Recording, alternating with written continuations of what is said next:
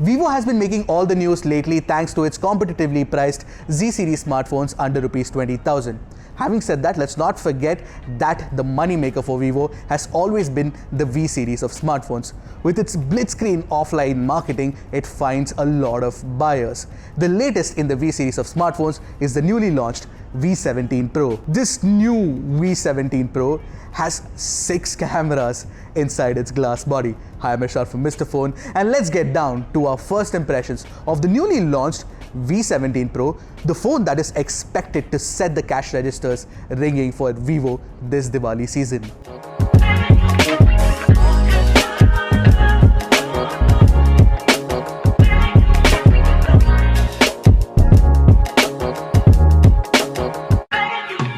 As usual though, before we move on, don't forget to hit that subscribe button and the bell icon right next to it to get notified whenever Mr. Phone puts out an awesome new tech video. The V17 Pro's design is all glass with a metal reinforced railing, the outside of which feels like plastic though. I think the phone does look good from the front and the rear. It also feels very premium with its curved edges that nestle in your palms. The new Glacier Ice color has a subtle white and blue shimmer on the Corning Gorilla Glass 6 reinforced back that looks pretty elegant. However, what doesn't look elegant is that camera module on the rear. The vertical strip houses 4 cameras and the dual LED flash module is placed bang in between the whole setup. It looks odd. The color of the strip is slightly different too. Honestly, it feels like a retrofit in the whole design and doesn't seamlessly blend with the otherwise nice aesthetic. What's worse is that my fingers were constantly coming in the way of the telephoto camera while taking photos. Obviously, the V17 Pro comes with a pop-out module similar to its predecessor, but this time around the module is significantly bigger to fit 2 selfie cameras. Generally, I don't know how I feel about that. It is fine as long as you can get ultra-wide selfies, I guess. It opens up fairly fast, but Vivo doesn't include a full-fledged face unlock. Face unlock only works as a fail-safe if your finger isn't recognized 3 times by the scanner. Another odd feature addition. Which reminds me, there's also an optical in-display scanner. It is fairly fast and responsive. Moving on, Vivo continues to ship its V series phones with a dedicated Google Assistant button on the left edge, while the right has the power button and the volume rocker. You have a Type-C port at the bottom flanked on either side by the mono speaker and the dual SIM card tray. Yes, you don't get additional storage expansion. There's also the 3.5mm jack on the top, a rarity in today's smartphone design. Good on you, Vivo. Coming to the display, you get a 6.44 inches FHD Plus Super AMOLED panel that is crisp, bright and colorful. It has a taller aspect ratio of 20:9 that makes it easier to hold and use as well. I really like this taller aspect ratio. The bezels all around feel slightly thicker than I'm used to seeing in phones lately, but that's not really a problem in my opinion, because the front fascia still looks very attractive. As for the display, I would have liked HDR support thrown in as well. Oh, by the way, you get the latest Shot Sensation UP glass protection on the front. Someone needs to do a scratch and drop test on this glass to see how it holds up against Corning's solution. Cherry Rick to the rescue. The V17 Pro's marquee feature are the 6 cameras on offer. The primary camera on the rear is a 48-megapixel Sony IMX582 sensor. It is supported by 3 more cameras, an 8-megapixel super wide-angle camera, a 2-megapixel bokeh camera, and a 13-megapixel 2x optical zoom camera.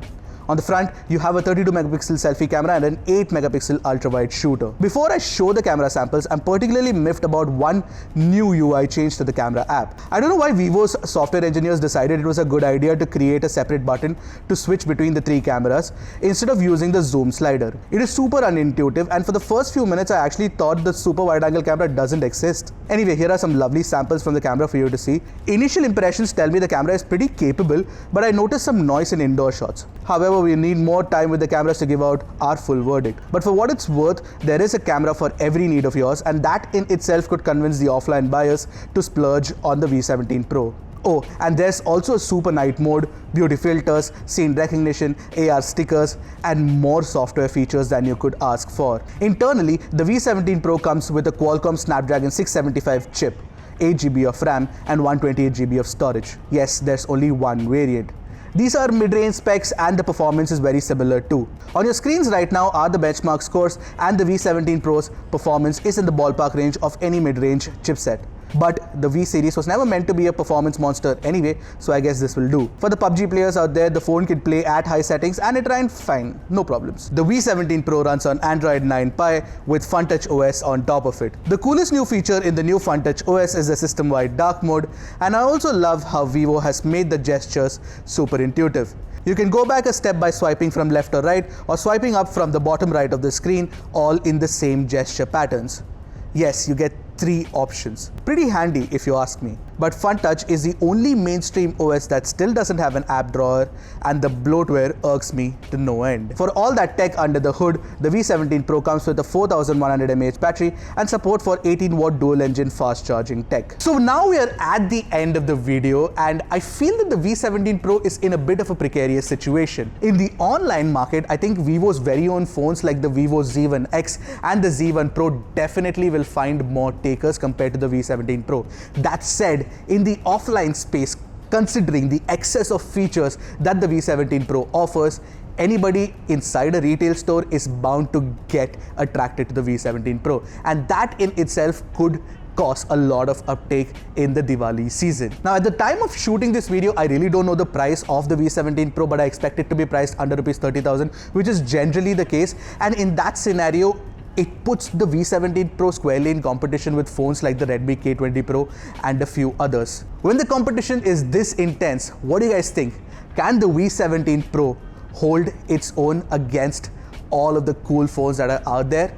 Do let me know in the comment section below. Well, that's it from me. I'm Ershad from Mr. Phone. I hope you guys liked this video. See you guys in the next one. Goodbye and Godspeed, my friends.